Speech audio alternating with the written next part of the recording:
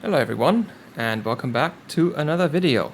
And today I want to show you this right here, because I gave up on the idea of feeding screenshots of the oscilloscope screen into OBS, and I just took my old smartphone and turned it into a webcam, and we now have live video feed from the oscilloscope. So yeah, that's basically what I want to demo with this video. And just show off a few things that I use the oscilloscope for. Also just showing some things that I think are interesting. And yeah, so in the future, if for whatever reason I would want to show what's happening on the oscilloscope, I'm gonna be using this method. The quality isn't the best. It also, yeah, it's not the best quality, but it's good enough for you to see the measurements and see what the waveform looks like, and that's the important bit. Yeah, like the bitrate kind of sucks, and the focusing is a bit off, and also it tends to just have black bars sometimes. The app that I'm using is very not great, but as far as I know, there's no other solution than this. But yeah, so why don't we just get started? So right now the oscilloscope is in roll mode, which basically means we're checking something over a larger time frame. This is for seeing when I start render test, you see how the voltage goes up and it starts becoming more noisy, and when I close render test it, the noisiness disappears, and after a while the voltage will also drop down again, just like that, because the card goes to idle mode. That's what roll mode is good for. Normal mode wouldn't really be showing those transitions. It would just be showing what's happening right now over a couple milliseconds, whereas this, every division is 200 milliseconds here, and we have 12 divisions over the entire length of the screen. So that's the time frame that we're taking a look at right now. Now the problem with roll mode is, first off, we don't have a trigger, so we can't take a look at individual transients, but because we just don't have a trigger.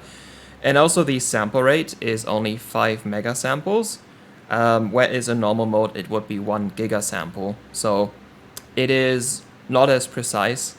So roll mode is more for something that I like to do when I'm benching, and it is just kind of see what the card is doing exactly, because by just looking at the waveform itself, you can tell pretty well what the card is doing. So yeah. So the main thing that I use this for is looking for dropped frames, because when the card is right now it's at stock, but if I get tricks right here and load a profile that it should run, it sometimes runs, sometimes it doesn't. It's really on the edge of stability. I'm gonna put the core down a bit, because that's the thing that usually goes wrong. So let's put it there. Actually, let's put the memory up a bit. And if I run it like this, let's bring down the waveform a bit, because we're at 1.3 volts now. Also, the average voltage right here that it displays, it has a DC offset in it. We're not actually running 1.33 volts behind the core. If you look at the EVC readout, which is at the VRM, we are having 1.3, 1.31 at the VRM. Behind the core is gonna be even lower than that. There just is a DC offset in what the oscilloscope sees, because just the hookup to the card is not that great, and it causes a DC offset. So yeah. Anyway, I don't want to really use Firestrike for this. I had better results trying for it in Valley. And what I'm gonna do right now is just run Valley, and you're gonna see the waveform appear. And if it doesn't crash instantly, it should... Did it? It just crashed instantly. Okay, so today is a day where the card is worse. It's weird. It's the main reason why doing any content on this takes so long. It's just the card just randomly decides, oh, today I'm 100 megahertz worse on the core. It just does that. It just does. One day it produces 3800 Firestrike score. Other days it does 3600. It's weird. So today it seems that the core is even worse than it was yesterday when I tested. Well, let's get tricks again.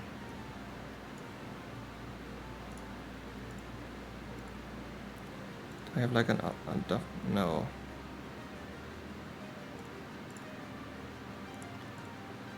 One of those have like way too much core clock. Okay, here, that can't crash.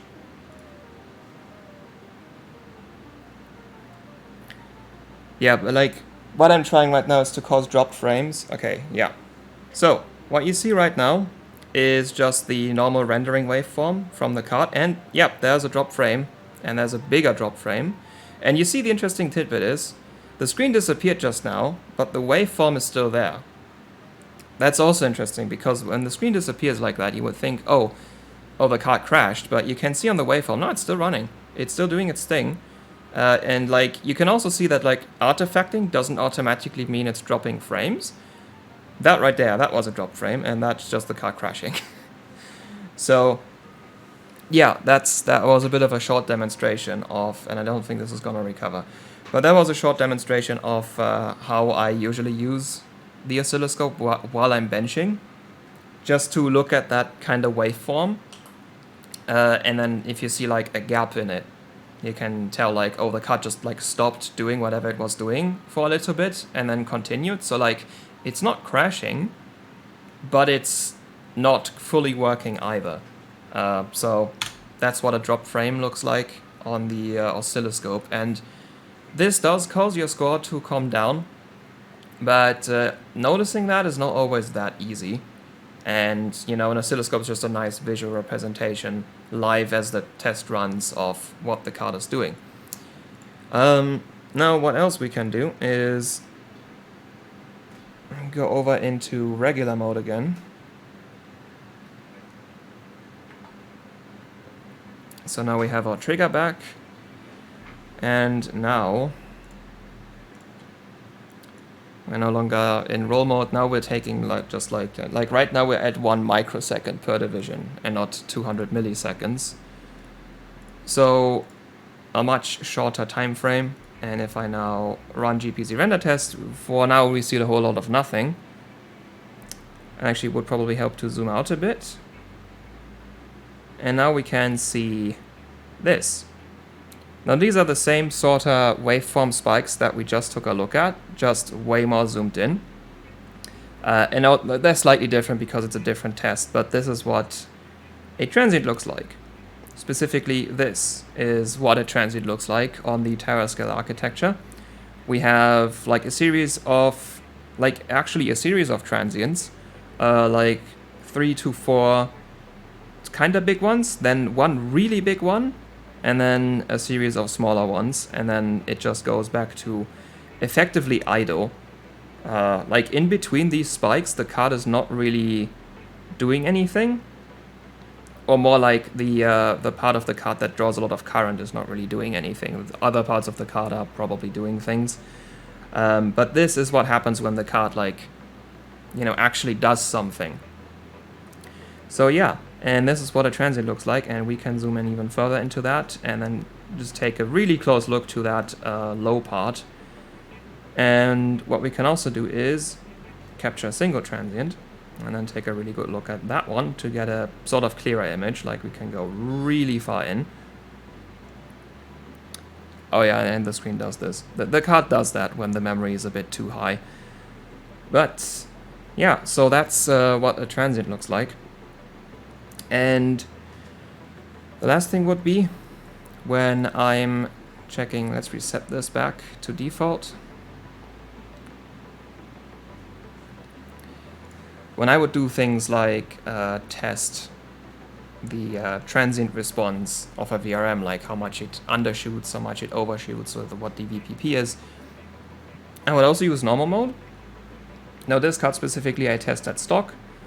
And then I would zoom out to like 50 milliseconds and then just clear the statistics and then, clear it again.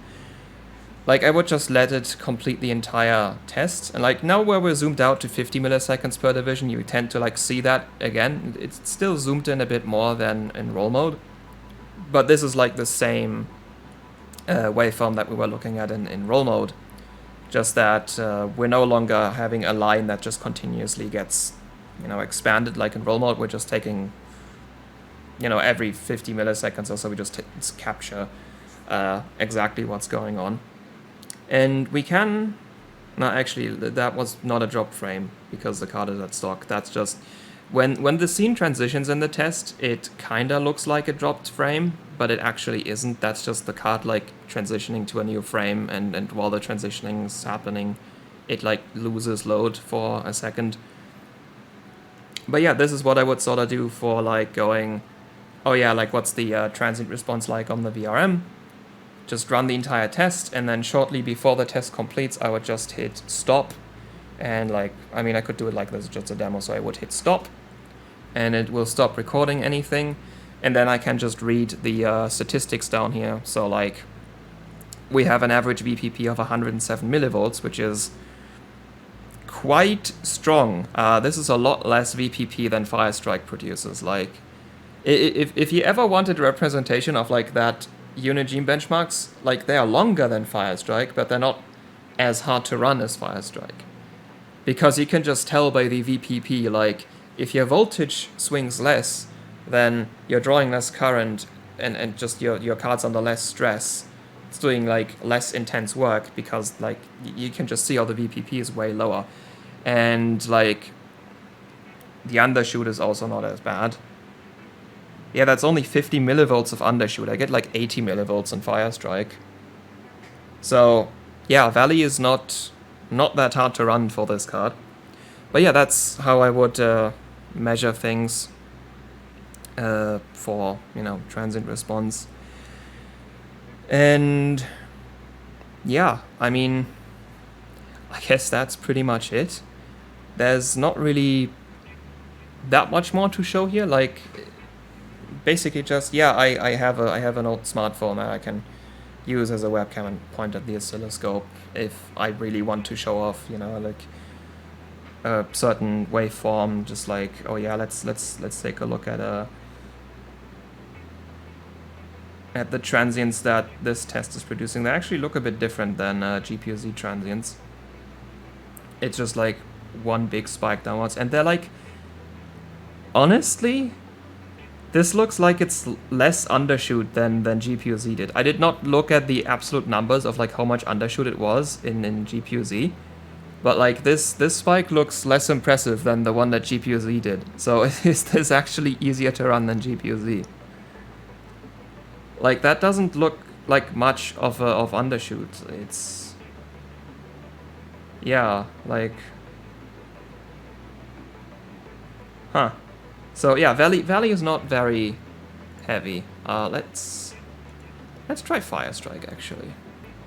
Firestrike just has a tendency of just like crashing, but we're just gonna run it at stock. Not gonna try overclocked for now. It's weird. It could also just be because of tricks. A lot of people on the HWBot Discord were complaining about tricks just causing all kinds of weird issues. It might just be that. Problem is MSI Afterburner is also not working that well either, so I'm not really sure what to use.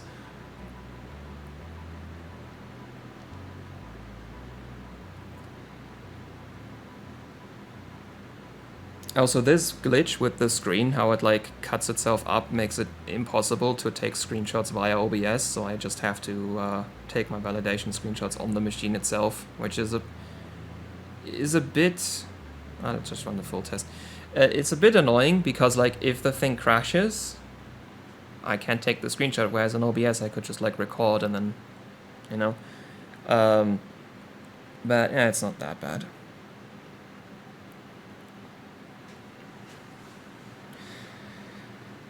Okay, let's...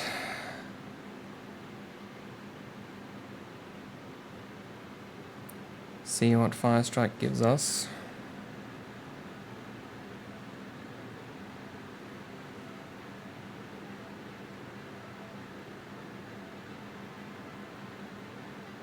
That doesn't look that much worse. Like if I capture a single one, I mean, okay, no, actually that looks pretty bad.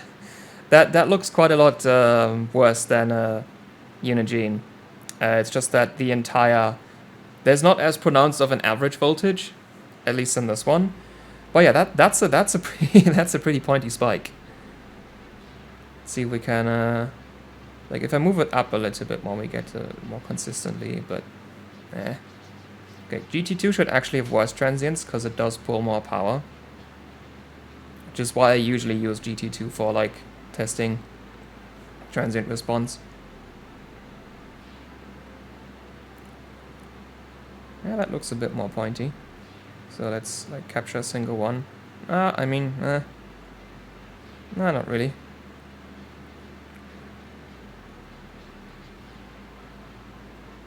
There's a few in there that look a bit more. Yeah, that one's a bit more interesting. But like, they're not that different from what we see in GPU-Z. Now the GPU-Z one is like less busy. It's like, you know, a lot more unified than what we're getting here. But yeah, like this is it's a lot more chaotic than what you see in Valley and GPU-Z. Like this is what GPU-Z was like. Just yeah. There's also surprisingly like a lot going on while the CPU test is running.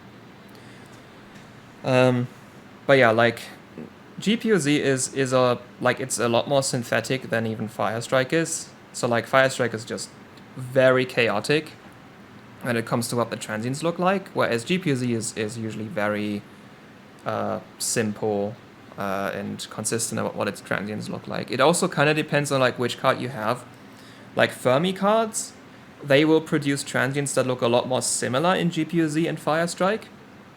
Whereas in this one, like we saw in GPU-Z, we had like those neighboring spikes, whereas on this one, it's basically not there. Like we just get like basically one big spike. And capture a single one again, like something like this, where it just goes down. But yeah, so that's a test done, and I think that's also me done with showing everything. Why is that score so bad? That should be like 2900. Why is that? Wait, what happened to the clock frequency? What the hell? It should be at like 750. Okay, yeah, it's being weird. It is being weird. But yeah, so I guess that's what I wanted to show with the video. Just, yeah, I caved in and just pointed a camera at the oscilloscope. It's fine. The quality is not great, but like it does show live what's going on, which I guess is a better viewing experience than getting one high quality, but just one image. And yeah, I mean, I might just have this like in the upper right corner a bit smaller, just in recordings, because like I do have it usually just like in in roll mode while I am benching, just to see what the card is up to, what it's doing. Like, oh, the screen went black, is it still running or did it just crash? Or like, is that artifacting normal or is that artifacting actually causing drop frames? And that sort of stuff. So I might include it in videos, but you know. Anyway, I guess that's it. So thank you for watching, and until next time, goodbye.